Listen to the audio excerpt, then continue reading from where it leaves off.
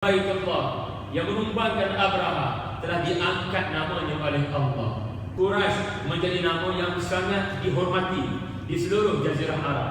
Semua orang mahu berniaga dengan Quraisy kerana mereka percaya orang Quraisy orang yang ada kehormatan tinggi. Siapa berdagang dengan Quraisy seolah-olah mereka berdagang dengan orang yang boleh menyelamatkan mereka. Sebab mereka pernah diselamatkan Allah kononnya kerana keberkatan mereka. Walhamdulillah Allah selamatkan Baitullah kerana apa yang bakal berlaku selepas peristiwa ini adalah kelahiran Rasulullah. Lalu apabila Allah Ta'ala memberikan macam-macam nikmat kepada Quraisy, iaitu nikmat mereka punya nama telah dihormati, orang panggil reputasi, perniagaan mereka rihlat asy-syita'i was-saif, maka Allah Subhanahu wa Ta'ala kata, tolonglah sembah Allah. Allah bagi kamu keamanan, Allah bagi kamu kemajuan. Ini dua benda yang Allah Ta'ala bagi. Tengok tuan-tuan, apa jadi kalau Allah beri kemajuan tapi Allah tak bagi keamanan? Orang tak berani keluar rumah pukul 10 malam walaupun dia seorang kaya raya, sebab dia ada kemajuan tapi dia tak ada keamanan. Apa jadi kalau aman saja maju tak ada, pun orang tak datang kepada kita. Lalu dua ini nikmat yang sangat besar. Falyabudu rabb hadzal bait alladhi at'amahum min ju'. Allah beri kamu samarat, Allah beri kepada kamu rihlat asy-syita'i was-saif dengan income yang kamu dapat daripada bisnes ni, maka kamu diberikan, kamu ada kemampuan untuk menghilangkan kelaparan dan dahaga. Wa amanahum min khauf, dan Allah beri keamanan kamu daripada ketakutan, sebab Allah telah selamatkan kamu dengan peristiwa Abraham. Tetapi diorang ni bukan sekadar tidak beriman kepada Allah, mereka telah bersikap untuk zalim sesama mereka. Bukan sekadar kepada orang Islam, tetapi sesama mereka. Orang yang berhak dapat al-ma'un, surah yang ketiga, orang yang patut dapat hak untuk barang itu milik mereka, orang panggil al-ma'un. Barang itu milik mereka sepatutnya. Beras itu patut milik mereka. Mereka miskin, tetapi mereka wa yamna'un al-ma'un, mereka tak bagi. Inilah punca mereka disqualified. Allah kata mereka ni disqualified daripada terus memegang Baitullah. Aku takkan bagi pada orang macam ni untuk pegang Baitullah. Orang macam ni perangai fawaidul lil musallin, hubungan dengan manusia perosak, hubungan dengan aku perosak, yura'un, riya. Lalu kepada siapa kepimpinan Baitullah aku akan bagi? Insya-Allah ya Muhammad, inna a'tainakal kautsar. Kami akan berikan kepada kamu nikmat yang terlampau banyak. Kautsar, fau'an, sirah mubarak. Kami akan berikan kepada kamu, insya-Allah. Walaupun sekarang sakit, perih, sebab surah Al-Kautsar turun ketika Abu Lahab mengutuk Rasulullah. Innahu batara Muhammad, batara Muhammad, batara Muhammad. Muhammad sudah ketiadaan zuriat. Kerana surah Al-Kautsar turun ketika Rasulullah sedih akibat daripada kematian anak lelaki beliau. Maafkan saya lupa sama ada Qasim atau Ibrahim. Lalu jiran sebelah rumah Abu Lahab bila dengar, tuan-tuan, ini bapa saudara sendiri, sepatutnya ada simpati. Dan kalau pun tak boleh simpati, ada rasa kekeluargaan. Orang politik pun kalau berlaku kematian kepada musuh politik, ada hormatnya. Kita tak payah bergaduhlah untuk satu hari ini menghormati dan takziah kepada kamu. Betul tak? Ini tidak. Abu Lahab keluar rumah dan beritahu satu Makkah, batara Muhammad, batara Muhammad. Muhammad sudah tidak ada pelapis, Muhammad sudah tidak ada anak lelaki. Surah itu dan bagi tahu inna syani'aka huwal abtar. Dia sebenarnya akan dimatikan negasi. Dia takkan ada anak. Nampak tak tuan-tuan?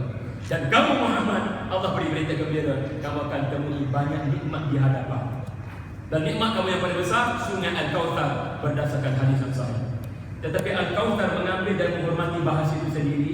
Al-Imam Fakhruddin Ar-Razi mengatakan surah sebelum daripada surah Al-Kautsar adalah nikmat Allah kepada Rasulullah. Dilapangkan dada, diringankan beban, Allah tak tinggal, apa itu? Macam-macam surah kan? Itulah nikmat yang diberikan kepada Rasulullah. Lalu untuk menang, dia kena ada konflik. Macam mana anda boleh kata anda pemenang kalau tidak ada konflik? Dia perlu ada pertembungan. Dan pertembungan ini baik kamu dengan cara kamu, aku dengan cara aku, kita tengok siapa menang. Antum aabidu la a'budu la a'budu ma qul ya ayyuhal kafirun la a'budu ma ta'budun wa la antum 'abiduna ma a'bud wa la ana 'abidun ma 'abadtum. Kenapa dua kali ulang? Sebab dua proposal sampai pada Rasulullah. Proposal yang pertama berbunyi, kami harap kamu sudi consider. Sebab Quraisy dah bincang lama dah, Muhammad akan teruskan misinya dengan apa juga cara. Apa kata kita kompromi? Apa kata kita kompromi dengan dia? Iaitulah dengan proposal yang pertama, iaitulah kita sembah Allah tahun ini dan tahun depan kamu benarkan kami sembah Tuhan kami Lata, Uzza dan Manat. Dan proposal yang kedua, bila proposal yang pertama gagal, kita berikan kepada dia wanita yang paling hebat, harta yang paling banyak, 4 kali sebagai Perdana Menteri.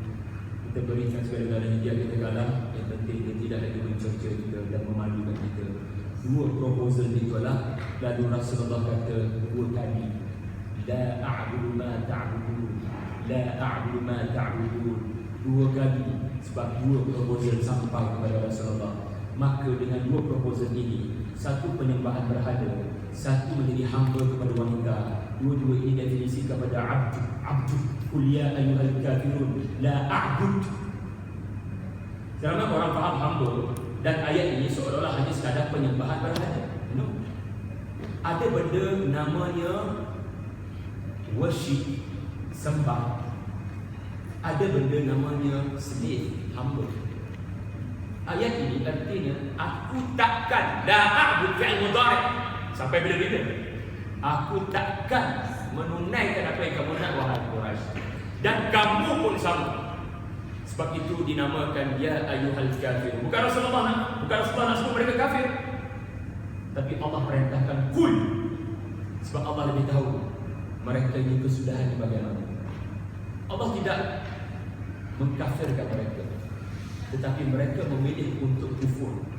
Lalu Allah Ta'ala kata, cukup Rasulullah dakwah, kamu naik panjat Baitullah dan kamu baca kepada seluruh Baitullah dan penduduk Quraisy dengan sebutan ya ayyuhal kafir. Bayangkan 40 tahun orang yang paling lembut. Bayangkan 40 plus 10 tahun, iaitu 10 kenabian. Tahun ke-10 kenabian surah diturun. Baginda dikenali sebagai orang yang paling sabar, orang yang paling nampak tenang dalam penyampaian. Tiba-tiba naik atas Kaabah, qul ya ayyuhal kafirun. Sakitnya orang-orang Quraisy bila Rasulullah sebut benda ini, sebab ia adalah petanda pintu hati mereka sudah tertutup. Dan siapa yang lebih tahu tentang masa depan kalau bukan Allah?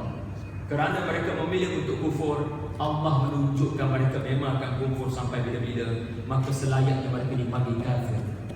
Qul ya ayyuhal kafirun la a'budu ma ta'budun. So hamba pada penyembahan dan menjadi hamba di luar daripada penyembahan. Kita sembah Allah dalam solat, betul? Adakah kita hamba Allah selepas solat? Ada beza antara sembah dan hamba. Ada beza antara worship dengan be a slave. Sebab itu kita kena faham konsep abdu. Lalu apabila konflik telah bermula, kita tengok siapa menang, maka Allah tunjukkan siapa menang. Idza jaa nasrullah wal fath wa ra'aita an-nasa yadkhuluna fihi wa ra'aita fi'il madhi. Artinya Muhammad sallallahu alaihi wasallam, kamu takkan wafat selagi kamu tidak melihat kemenangan, insya-Allah. Wa ra'aita an-nas yadkhuluna fi dinillahi afwaja. Dan apakah tanda-tanda surah ini? Adalah surah yang akan menunjukkan Rasulullah akan kembali menghadap Allah. Kerana selepas kemenangan itu datang, kamu dah tak perlu berjihad ya Rasulullah. Ikhlas, berehat. Kamu sudah pernah 23 tahun letih berdarah di Uhud, pernah tidak diraikan oleh majoriti para sahabat di Hudaibiyah, kehilangan isteri tersayang, isteri pun tidak dapat melihat kemenangan Khadijah. Sekarang masuk untuk berehat ya Rasulullah. Dan rehat kamu bagaimana? Fasabbih, banyakkan bertasbih dan banyakkan beristighfar. Innahu kana tawwaba, dia menunggu kamu pulang. Dia menunggu untuk kamu kembali kepadanya. Bila turun surah ini, Nabi menarik nafas lega. Nabi faham urusan 23 tahun yang telah selesai. Sebab tidak ada perintah jihad, tidak ada perintah sabar, tidak ada lagi sebarang perintah kecuali istighfar dan tasbih. Kenapa istighfar dan tasbih diberang untuk kita? Ini berhala dalam diri. Ini berhala dalam diri. Kalau betul-betul anda menjadi hamba, anda tidak hanya sekadar menang di sudut luaran, anda menang juga di sudut dalaman. Ada orang menang dalam peperangan, ada orang menang dari sudut bisnes, tetapi apa yang dia buat lepas dia menang? Seluruh sejarawan dan ahli-ahli peperangan, mereka tercengang dengan Fathu Makkah. Mereka tercengang bagaimana seorang pemenang tiba-tiba apabila menang di Makkah dalam Fathu Makkah pada 17 Ramadan tahun ke-10 Hijrah, Rasulullah sallallahu alaihi wasallam sujud kepada Allah dan tidak pun mendongakkan kepada dia. Bawa unta masuk ke Mekah dan tundukkan kepada satu. Biasanya komander jeneral perang, mereka akan bongkar dengan kemenangan ini. Yang kedua, Rasulullah mengumumkan siapa masuk rumah Abu Sufyan dia akan aman. Siapa masuk rumah sekian dia akan aman. Siapa masuk Masjidil Haram dia akan aman. Sebab yang akan berdiri mana orang yang nak benar-benar lawan. Nabi memberikan keamanan, Nabi mengumumkan keamanan. Dan lebih menakjubkan, Nabi membacakan kepada Abu Sufyan. Siapa Abu Sufyan? Perancang utama kecederaan Rasulullah dalam peperangan Uhud. Nabi hampir mati tahu sebab jatuh dalam lubang. Tetapi Abu Sufyan yang keturunan, Rasulullah kata la tathriba alaikum al-yawm. Nabi membacakan apa yang dibacakan oleh Nabi Yusuf kepada saudara-saudaranya. Hari ini takkan ada korang dengar walaupun satu celaan. Aku dan bala tentera itu takkan mencela kamu dengan apa juga celaan. Dan Rasulullah telah mengambil sikap Nabi Yusuf memaafkan mereka. Allahu Akbar. 13 tahun apa yang mereka tak buat pada Rasulullah? Apa mereka tak buat pada Rasulullah? Mereka sampai tak nak bunuh Rasulullah. Tapi sekarang Rasulullah kata maafkan mereka dan aku maafkan kamu. Dan kemudian Rasulullah tidak berpesta. Dan anda semua tahu Nabi tidak duduk di Mekah, Nabi kembali ke Madinah. Nabi wafat di Madinah. Subhanallah. Orang kagum dengan apa yang berlaku. Dan yang paling mengagumkan, tidak ada pertumpahan darah. Luar biasa. Ini namanya pembukaan. Beza dengan peperangan. Ini yang ISIS kena belajar. Kalau betul nak kata kamu itu Islamic State, dan mereka bukan orang Islam, saya percaya. Tuan-tuan sekalian, apabila Allah memberi kamu kemenangan, maka apa pula kesudahan orang-orang kafir? Siapakah simbolik orang-orang kafir? Simbolik yang paling otak. Siapa lagi kalau yang mengatakan Batara Muhammad, Batara Muhammad? Abu Lahab. Tabbat yada Abi Lahab wa tabba. Ma aghna anhu maluhu wa ma kasab. Dia akan masuk ke dalam neraka bersama dengan isterinya. Isterinya akan bawa kayu api. Sebab apa? Untuk bakar suaminya sendiri. Dan dia akan melakukan berkali-kali. Sebab itu dinamakan hammalah, fa'alah. Perbuatan itu akan berulang. Artinya ahli-ahli neraka akan ulang perbuatan yang sama untuk bakar suami sendiri dan dirinya sendiri. Sebab apa? Siapa suruh bawa kayu berduri letak di rumah Rasulullah di pintu masuk sehingga Nabi terpijak dulu? Dan siapa yang mengatakan kepada Quraisy, rantai leherku ini adalah perkara paling mahal aku ada, aku akan jual demi memerangi Muhammad. Nah sekarang fi jidha hablum min masad. Kamu duk perli Rasulullah, aku perli kamu hari ini. Ada besi pada leher kamu sekarang, panas membakar. Jadi tuan-tuan, 7 surah selesai. Okey? Boleh? Alhamdulillah. Mari kita akhiri dengan 3 kul